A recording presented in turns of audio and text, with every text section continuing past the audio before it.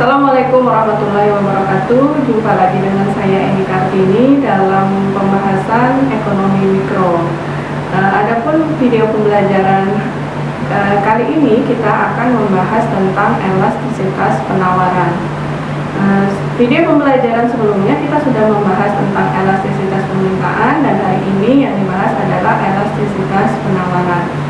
Adapun tujuan dari pembelajaran dari materi elastisitas penawaran adalah yang pertama, diharapkan kita mampu untuk menjelaskan konsep elastisitas penawaran.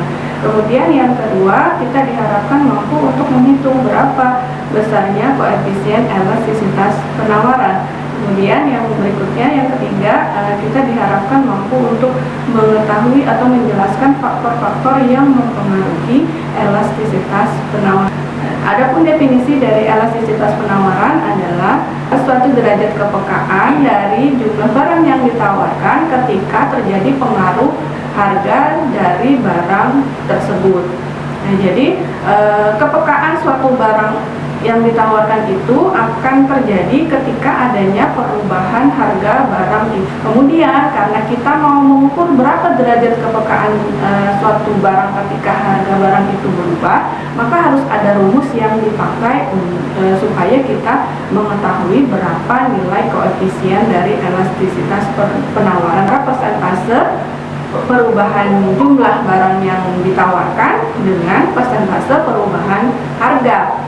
Kemudian yang kedua, bisa menggunakan rumus titik poin. Untuk rumus yang ketiga juga bisa dipakai, yaitu menggunakan rumus titik tengah. Rumus titik, demikian rumus yang bisa dipakai untuk menghitung elastisitas. Kita coba untuk membahas hasil dari perhitungan elastisitas tersebut.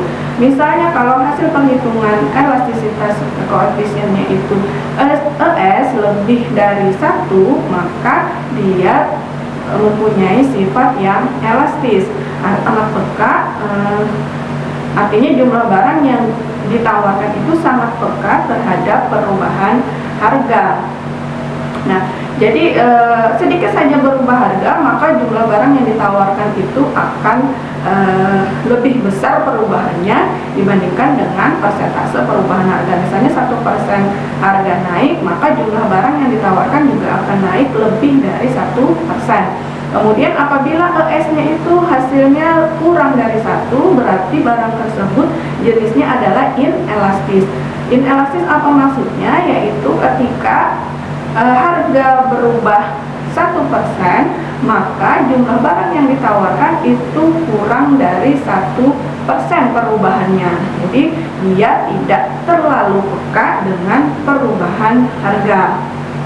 Nah, kemudian berikutnya, ketika ES sama dengan 1, berarti dia sifat barangnya adalah unitary elastis. Artinya dia persentase perubahan harga 1% akan diikuti sama dengan perubahan jumlah barang yang ditawarkan sebesar 1.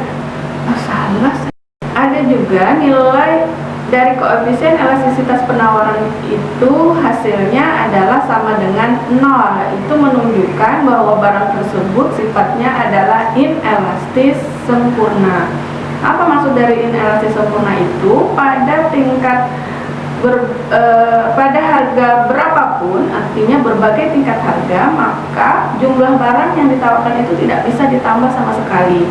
Contohnya seperti apa? Ketika seorang produsen itu menjual BBM, itu sudah ada takarannya tertentu, jadi dia tidak bisa menambah atau mengurang. Atau juga tanah itu tidak bisa ditambah jumlahnya, sehingga dia jumlah barang yang ditawarkan itu akan tetap. Kemudian berikutnya, hasil elastisitas penawaran itu bisa sama dengan tidak terhingga. Berarti barang tersebut mempunyai sifat elastis sempurna. Maksudnya apa? Yaitu barang tersebut ketika pada suatu harga tertentu jumlah barang yang ditawarkan oleh produsen itu tidak terhingga. Selalu ada barang yang tersedia untuk ditawarkan. Contohnya seperti apa? Seperti kuota, pulsa, dan sebagainya. Itu akan selalu ada penawaran dan juga pastinya selalu ada yang meminta terhadap barang tersebut. Untuk memahami contoh berdasarkan kasus yang sudah disampaikan atau ditampilkan di slide, yaitu naiknya harga barang X dari 350 menjadi 450 menyebabkan bertambahnya jumlah barang yang ditawarkan dari 100 unit menjadi 150 unit. Berapakah besarnya koefisien elastisitas harga penawaran? Kita menggunakan rumus titik poin, maka tinggal dimasukkan ke dalam rumus tersebut masing-masing sehingga menghasilkan nilai ES-nya itu adalah 1,75. Ketika nilai 1,75 itu hasilnya positif, berarti satu indikator menunjukkan bahwa perhitungan elastisitas penawaran kita itu sudah benar. Karena apa? Salah satu indikatornya adalah bahwa setiap perhitungan elastisitas penawaran itu harus nilainya positif. Jadi kebalikan dari elastisitas permintaan itu harus negatif. Kenapa kalau elastisitas penawaran itu positif? Karena berdasarkan hukum penawaran itu dia berbanding lurus antara harga dengan jumlah barang yang ditawarkan. Artinya ketika harga naik, jumlah barang yang ditawarkan juga ikut naik. Tapi ketika harga turun, jumlah barang yang ditawarkan juga akan ikut turun. Sehingga dari perhitungan tadi kita lihat nilainya adalah positif 1,75. 1,75 itu berarti kalau dilihat dari jenis apa dia barang tersebut, maka 1,75 itu lebih dari 1. Lebih dari 1 berarti dia sifat barangnya adalah elastis, artinya sangat peka terhadap perubahan harga. Faktor-faktor yang mempengaruhi elastisitas penawaran yang pertama adalah kemampuan perusahaan tersebut atau kemampuan dari si produsen atau penjual tersebut untuk menambah kapasitas barang yang dihasilkannya, atau maksud dari kapasitas itu adalah jumlah barang yang bisa ditambahnya atau diproduksinya.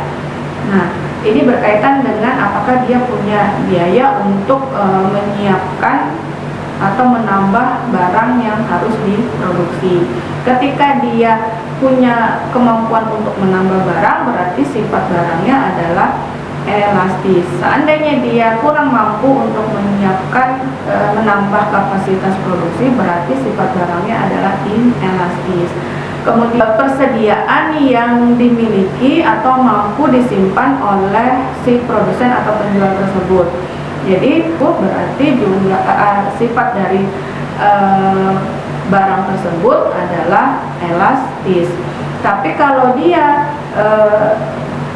persediaan tidak mampu untuk menyiapkan persediaan yang cukup, berarti barangnya adalah sifatnya inelastis.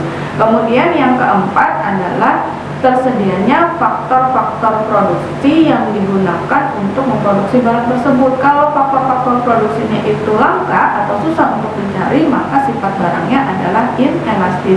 Kebalikannya, ketika faktor produksi itu mudah untuk didapat, maka barang tersebut sifatnya akan menjadi elastis.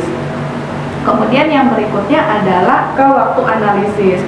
Apabila jangka waktu analisisnya sangat pendek, maka waktu yang pendek perusahaan tersebut tidak mampu untuk menambah jumlah barang yang harus ditawarkan kepada konsumen. Kemudian berikutnya, tapi ketika dia sudah masuk ke analisis jangka waktu yang panjang, berarti perusahaan akan mampu untuk menambah semua kapasitas produksi dan juga faktor-faktor produksinya juga mudah untuk ditambah, sehingga barang tersebut elastisitas penawarannya akan bersifat elastis.